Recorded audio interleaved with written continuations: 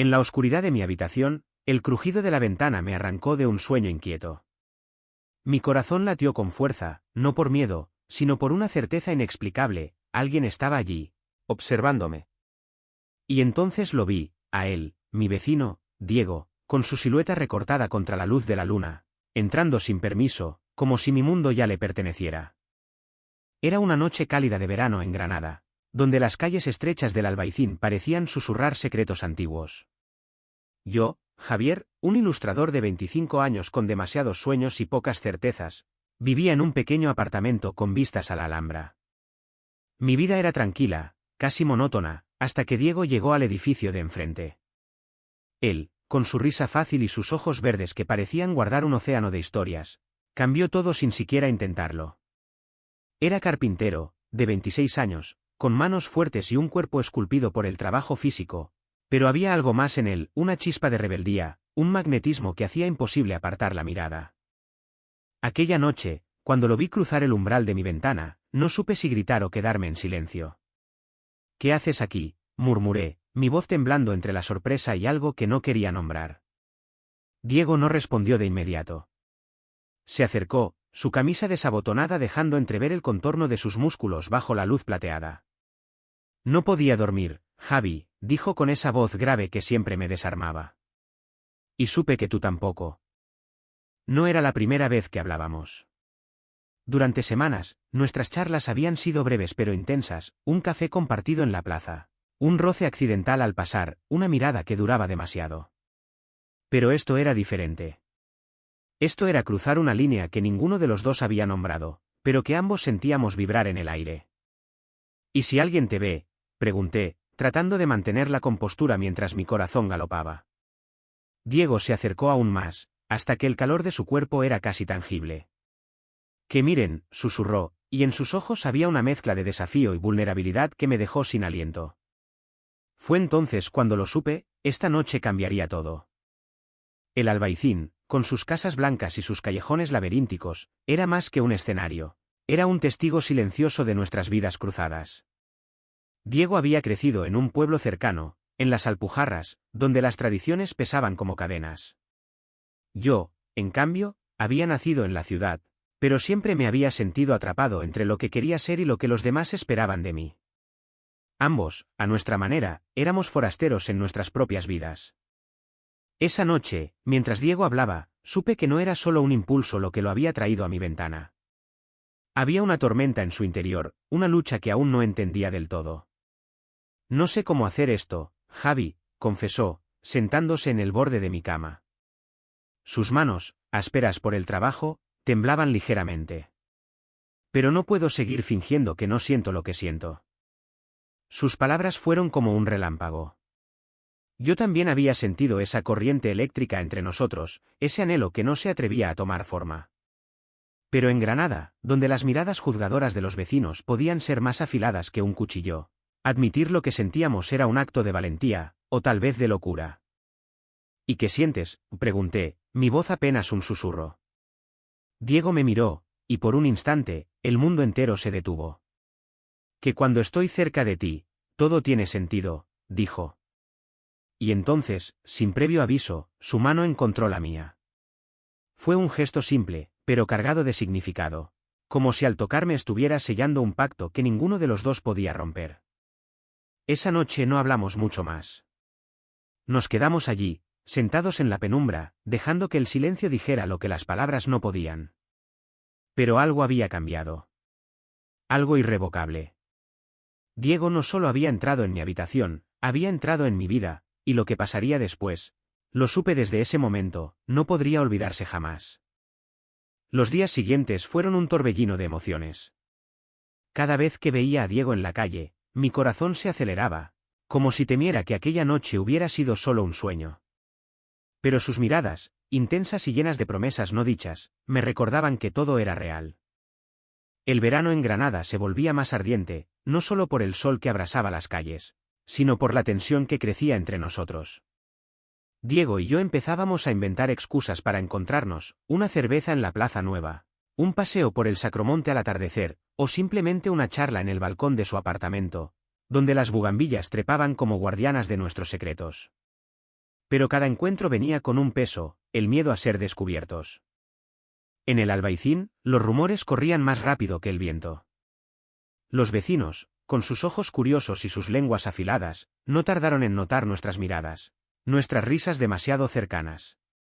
«Ten cuidado, Javi», me advirtió mi amiga Carmen, una bailaora de flamenco de 28 años que vivía al final de la calle. «La gente aquí no entiende lo que no encaja en sus moldes». Su advertencia me dolió, no porque tuviera razón, sino porque sabía que Diego y yo estábamos desafiando algo más grande que nosotros mismos. Diego, por su parte, parecía menos preocupado por las habladurías. «Que hablen», decía con esa sonrisa suya que era mitad desafío, mitad ternura. Pero yo veía las sombras en sus ojos. Él no hablaba mucho de su familia, pero una tarde, mientras tomábamos un café en un bar escondido del Realejo, me confesó algo que lo cambió todo. «Mi padre no me habla desde hace 3 años», dijo, mirando su taza como si pudiera encontrar respuestas en el fondo. Cuando le dije que no quería seguir con el negocio familiar, que quería ser quien soy. Se acabó todo. Su voz era firme, pero había un dolor crudo en sus palabras.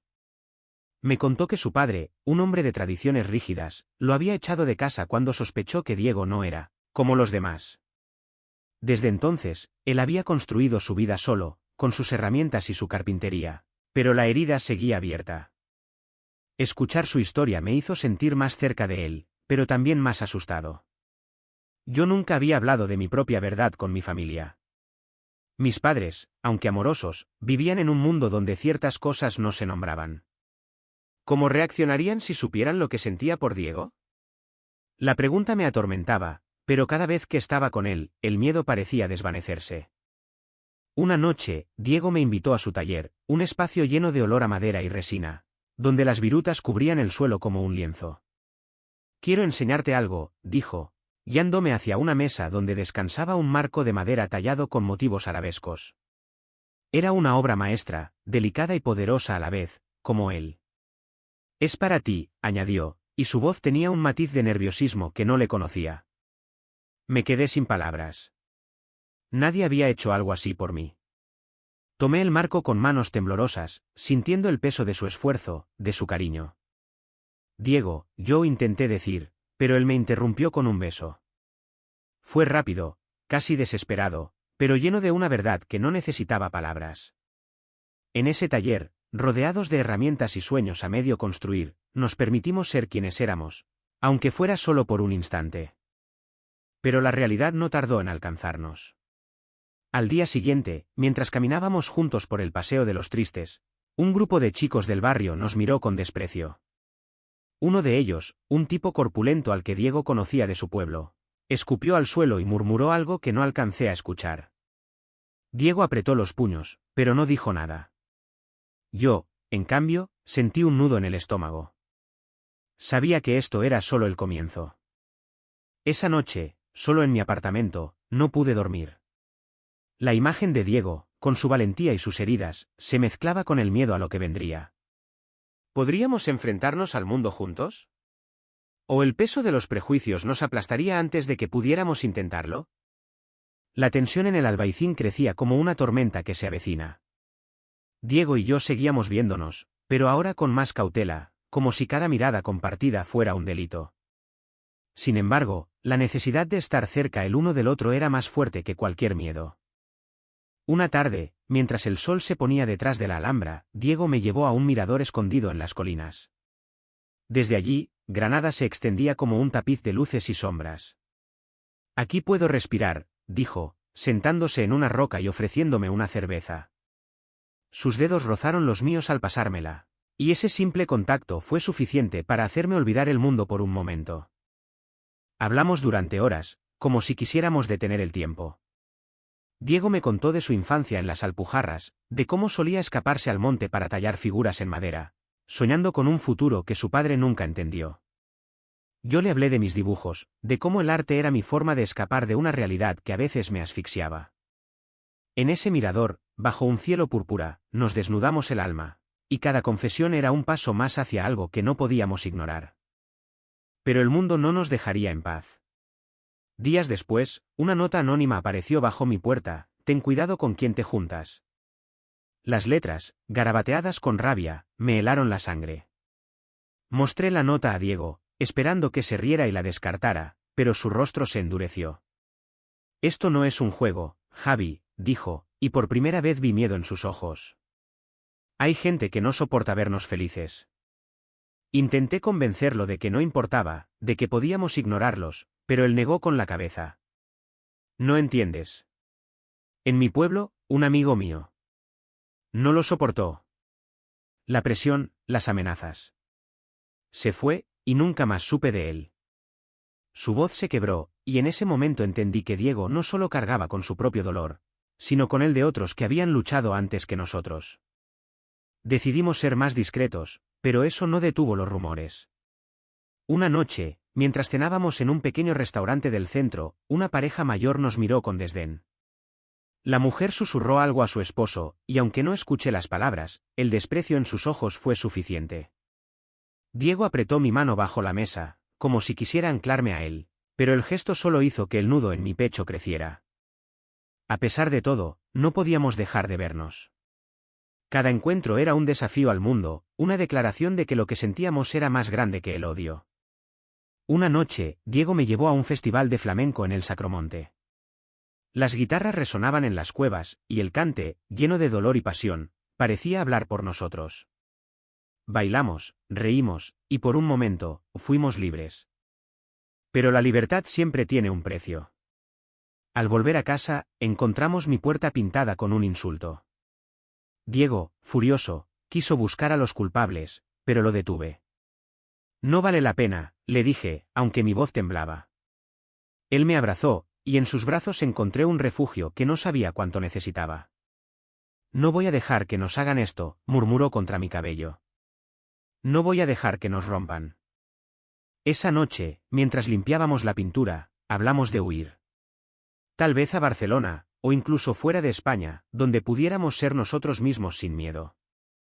Pero ambos sabíamos que correr no era la solución. Había algo en Granada, en sus calles llenas de historia, que nos ataba. Esta era nuestra tierra, y no queríamos renunciar a ella.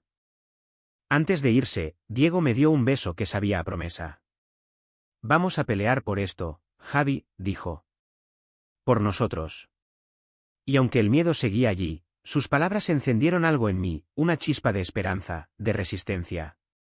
Sabía que el camino no sería fácil, pero por primera vez, sentí que valía la pena intentarlo. El verano dio paso al otoño, y con él llegó una calma tensa.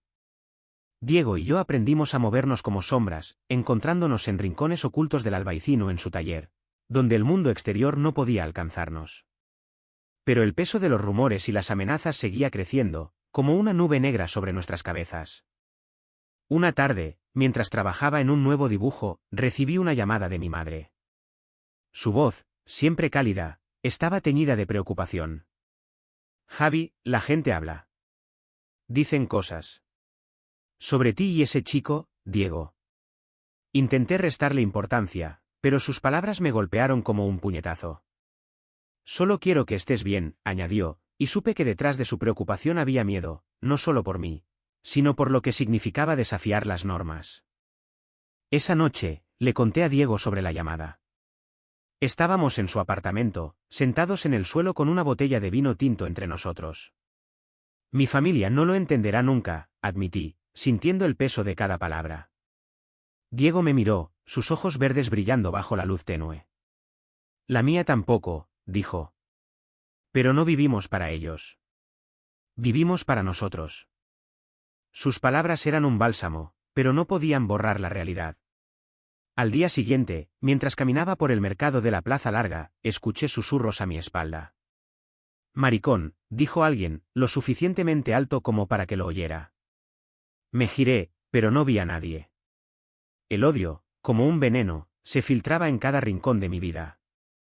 Diego, sin embargo, se negaba a rendirse. Una noche, me llevó a una pequeña iglesia abandonada en las afueras de Granada, un lugar que había descubierto durante uno de sus paseos. Las paredes estaban cubiertas de musgo, y la luz de la luna se colaba por las vidrieras rotas. Aquí nadie nos juzga, dijo, tomándome de la mano. Nos sentamos en un banco cubierto de polvo, y por un momento, el mundo exterior desapareció. Fue allí donde Diego me habló de sus sueños. Quería abrir su propio taller, no solo para hacer muebles, sino para crear arte, piezas que contaran historias. Y quiero que tú formes parte de eso, dijo, su voz temblando de emoción. Tus dibujos, mi madera. Podríamos hacer algo increíble juntos. Sus palabras me llenaron de esperanza, pero también de miedo. ¿Podríamos construir un futuro en un lugar que parecía decidido a destruirnos? Días después, la situación empeoró. Alguien rompió una de las ventanas de mi apartamento, dejando un mensaje escrito en una piedra: vete. Diego, furioso, insistió en que denunciáramos, pero yo dudaba. ¿De qué serviría? La policía del barrio no era conocida por su simpatía hacia casos como el nuestro. Pero Diego no cedió. Si nos quedamos callados, ganan ellos, dijo, y su determinación me dio fuerzas. Juntos, fuimos a la comisaría. El agente que nos atendió, un hombre de mediana edad con una mirada cansada, apenas disimuló su incomodidad. Cosas de chicos, dijo, encogiéndose de hombros. Diego, con los puños apretados, replicó, no es una broma. Es nuestra vida. Sus palabras resonaron en mí, y por primera vez, sentí que no estaba solo en esta lucha. Esa noche, mientras dormíamos juntos en mi apartamento, me desperté con un sobresalto. Un ruido en la calle, como pasos rápidos, me puso en alerta. Diego, a mi lado, también lo oyó. Nos levantamos y miramos por la ventana, pero no vimos nada. Sin embargo, el miedo se instaló en mi pecho como un invitado no deseado. Sabía que esto no había terminado. Antes de volver a la cama, Diego me abrazó con fuerza. No voy a dejar que nos separen, murmuró. Y aunque el mundo parecía conspirar contra nosotros, en sus brazos encontré la fuerza para seguir adelante. Éramos más que nuestras heridas, más que el odio de los demás. Éramos nosotros, y eso, por ahora, era suficiente. El invierno llegó a Granada, cubriendo las calles con una niebla que parecía reflejar la incertidumbre de nuestras vidas. Diego y yo seguíamos adelante, pero cada día era una batalla. Las amenazas no cesaban, notas anónimas, miradas hostiles, incluso un neumático pinchado en la moto de Diego. Pero también había momentos de luz, instantes en los que el amor que crecía entre nosotros era más fuerte que todo lo demás. Una tarde, mientras trabajábamos juntos en su taller, Diego me sorprendió con una idea. Hagamos una exposición, dijo, sus ojos brillando con entusiasmo. ¿Tus dibujos, mis tallas, juntos? Podemos mostrarle al mundo lo que somos capaces de hacer. La idea me pareció una locura al principio, pero su pasión era contagiosa. Decidimos organizarla en un pequeño espacio en El Realejo, un lugar conocido por su ambiente artístico. Pasamos semanas preparando la exposición. Yo dibujaba hasta la madrugada, creando ilustraciones que contaban nuestra historia, dos hombres luchando por su lugar en un mundo que no siempre los aceptaba. Diego, por su parte, tallaba piezas que eran puro sentimiento, un corazón de madera con grietas que aún latía, una puerta abierta que simbolizaba esperanza. Trabajar juntos nos unió aún más, como si cada trazo, cada corte, fuera una declaración de amor. Pero no todos en el barrio estaban contentos con nuestra idea. La noche antes de la exposición, alguien destrozó los carteles que habíamos colgado en El Realejo. No queremos esto aquí, decía una nota dejada entre los restos. Diego, con una calma que me sorprendió, recogió los pedazos y dijo, que vengan. Que vean lo que tenemos que decir. El día de la exposición, el local estaba lleno. Amigos, artistas, incluso algunos vecinos curiosos se acercaron. Carmen, la bailaora, fue una de las primeras en llegar, con un abrazo que me dio fuerzas. Estoy orgullosa de ti, Javi, dijo, y sus palabras me llegaron al alma. Diego y yo presentamos nuestras obras, y aunque mi voz temblaba al hablar, sus ojos me dieron el valor para seguir. La exposición fue un éxito, pero no pasó desapercibida. Al día siguiente, un artículo en un periódico local hablaba de nosotros, pero no con amabilidad. Provocación en El Realejo, decía el titular, seguido de comentarios que destilaban prejuicio. Diego lo leyó en silencio, y por primera vez, lo vi dudar. ¿Vale la pena?, preguntó, más para sí mismo que para mí. Esa noche, sentados en mi balcón, hablamos de todo. Del dolor, del amor, de la lucha. No es solo por nosotros, le dije, apretando su mano. Es por todos los que no pueden alzar la voz. Diego asintió, y en sus ojos vi una determinación renovada. Tienes razón, dijo. No podemos rendirnos ahora. Pero el destino tenía otros planes. 2 días después, mientras Diego trabajaba en su taller, un grupo de hombres irrumpió en el lugar. No los conocía, pero sus palabras eran veneno. Lo amenazaron, le dijeron que se fuera del barrio, que no era bienvenido. Diego no se amilanó, pero cuando me lo contó, vi el miedo en su rostro. No quiero que te pase nada por mi culpa, dijo, y sus palabras me rompieron el corazón. No supe qué responder. El amor que sentía por él era más grande que cualquier miedo, pero la realidad era cruel. Esa noche, mientras dormíamos abrazados, soñé con un Granada donde pudiéramos caminar de la mano sin miedo. Pero al despertar, supe que ese sueño aún estaba lejos. Antes de irse, Diego me dio un colgante de madera que había tallado, un pequeño corazón con nuestras iniciales grabadas. Para que nunca olvides que esto es real, dijo. Y aunque el mundo seguía rugiendo a nuestro alrededor, ese pequeño gesto me dio la fuerza para seguir luchando. La primavera trajo consigo un aire de cambio, pero también de peligro. Diego y yo éramos más fuertes juntos, pero el odio del barrio no se desvanecía. Las amenazas se volvieron más audaces, un cristal roto en el taller de Diego, un mensaje pintado en mi puerta. Cada acto era un recordatorio de que nuestro amor, aunque puro, era visto como una afrenta por algunos. Una noche, mientras caminábamos por el Darro, Diego me tomó de la mano con una firmeza que me sorprendió. No voy a esconderme más, dijo, su voz cargada de determinación. Si quieren odiarme, que lo hagan a la cara. Sus palabras eran valientes, pero también temerarias. Sabía que estaba cansado, no solo del odio, sino de la constante vigilancia, de tener que medir cada gesto, cada palabra. Decidimos organizar un evento en el barrio, una especie de festival callejero donde artistas locales pudieran mostrar su trabajo. La idea era simple, unir a la comunidad, mostrar que el amor, en todas sus formas, era algo para celebrar, no para temer. Carmen nos ayudó a organizarlo, y pronto otros vecinos se unieron, atraídos por la idea de un día de música, arte y convivencia. El festival fue un éxito inesperado. Las calles del Albaicín se llenaron de risas, de colores, de vida.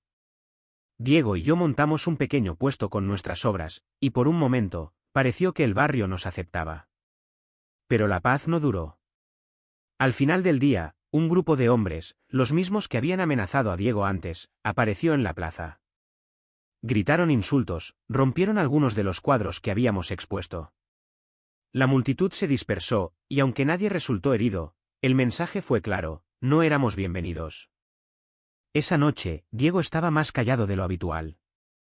Sentados en mi apartamento, con las luces apagadas para evitar miradas indiscretas, me confesó algo que me heló la sangre. He estado pensando en irme, Javi, dijo, mirando al suelo.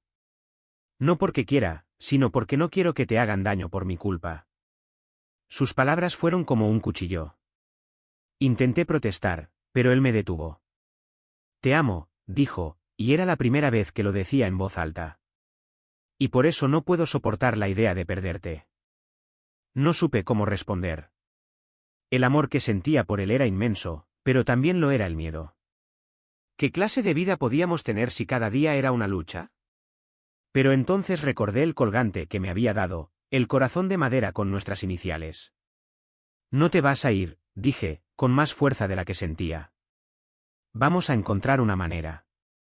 Los días siguientes fueron un torbellino de emociones. Hablamos con Carmen y otros amigos, buscando formas de protegernos sin renunciar a quienes éramos.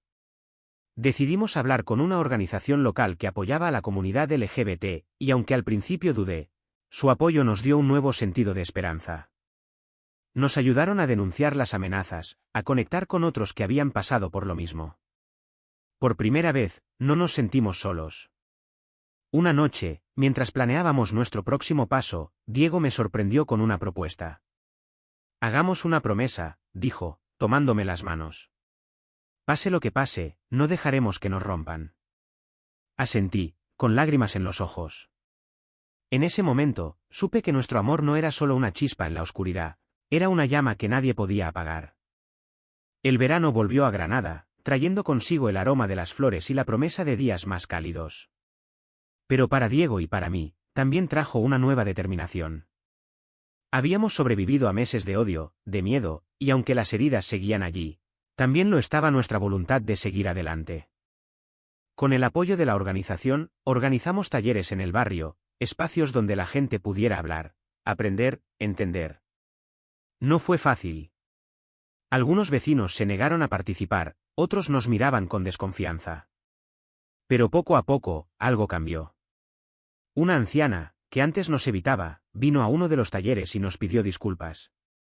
No entendía, dijo, con lágrimas en los ojos. Pero ahora veo que solo quieren ser felices.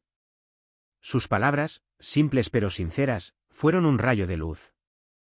Diego y yo seguimos creando juntos.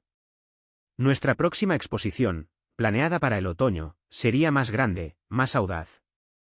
Queríamos contar nuestra historia, no solo a Granada, sino al mundo.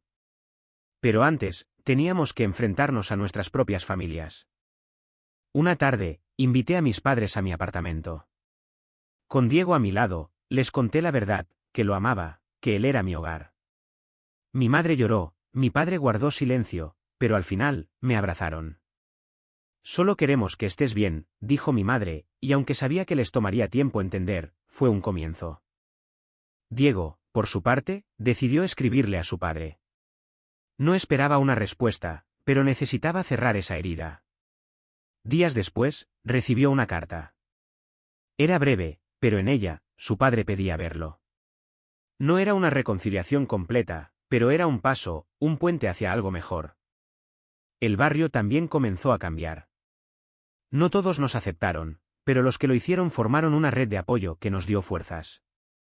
Carmen, siempre nuestra aliada, organizó noches de flamenco donde todos eran bienvenidos, sin importar quiénes fueran o a quién amaran. En una de esas noches, Diego y yo bailamos juntos, sin miedo, bajo las estrellas del Sacromonte. Pero no todo era perfecto. Todavía había miradas, susurros, pequeños actos de hostilidad. Sin embargo, ya no nos sentíamos solos. Habíamos encontrado una comunidad, una familia elegida que nos recordaba que valía la pena luchar. Una noche, mientras caminábamos por el Albaicín, Diego se detuvo frente a mi ventana, la misma por la que había entrado aquella primera noche. Todo empezó aquí, dijo, sonriendo. Y mira dónde estamos ahora. Me tomó de la mano, y bajo la luz de la luna, renovamos nuestra promesa, seguir juntos, sin importar lo que viniera. La exposición de otoño fue más que un evento, fue una declaración. El local, decorado con nuestras obras, estaba lleno de vida. Dibujos que contaban historias de amor y resistencia, tallas de madera que hablaban de fuerza y esperanza. La gente vino, no solo del Albaicín, sino de toda Granada. Algunos miraban con curiosidad, otros con admiración, y algunos pocos con desprecio. Pero ya no importaba. Habíamos encontrado nuestra voz. Esa noche, Diego y yo subimos al escenario. Con las manos entrelazadas, hablamos de nuestro viaje, del miedo, del dolor, pero también del amor que nos había sostenido. Esto no es solo sobre nosotros, dije, mi voz resonando en el silencio. Es sobre todos los que alguna vez se sintieron fuera de lugar, pero siguieron luchando. La multitud aplaudió, y en sus rostros vi algo nuevo, respeto. Después de la exposición, Diego y yo caminamos hasta el mirador donde habíamos compartido tantas noches. Bajo un cielo estrellado, me dio un anillo de madera que había tallado él mismo. No era una propuesta, no todavía, pero era una promesa. Para siempre, Javi, dijo, y supe que lo decía en serio. Los meses siguientes no fueron fáciles. El odio no desapareció, pero aprendimos a vivir con él, a no dejar que definiera nuestras vidas. Diego abrió su propio taller, y yo comencé a trabajar en un libro ilustrado sobre nuestra historia. Juntos, seguimos creando, amando, resistiendo. Granada, con sus calles llenas de historia, fue testigo de nuestro amor. Y aunque el camino estuvo lleno de espinas, cada paso valió la pena. Porque al final, no se trataba solo de sobrevivir, sino de vivir, de ser libres, de ser nosotros. Diego entró en mi habitación sin avisar, y lo que pasó después no se puede olvidar. No solo porque cambió mi vida, sino porque nos mostró que el amor, cuando es verdadero, puede cambiar el mundo.